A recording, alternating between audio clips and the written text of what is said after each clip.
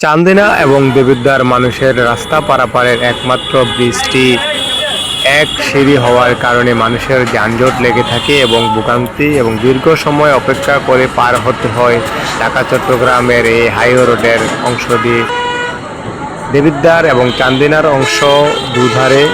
এখানে চান্দিনার এবং দেবিদ্বারের মানুষ প্রতিদিন যাতায়াত করে এবং এই রাস্তাটি প্রশস্ত হওয়ার কারণে এখান দিয়ে একমুখী যে সিঁড়ি দেওয়া হয়েছে, একমুখী সিঁড়ি হওয়ার কারণে মানুষ সিঁড়ির মধ্যে প্রচুর ভিড় জমে থাকে এবং মানুষের উঠতে এবং নামতে অনেকটাই সময় লাগে এবং তাদের চলাচলের ব্যাঘাত ঘটে।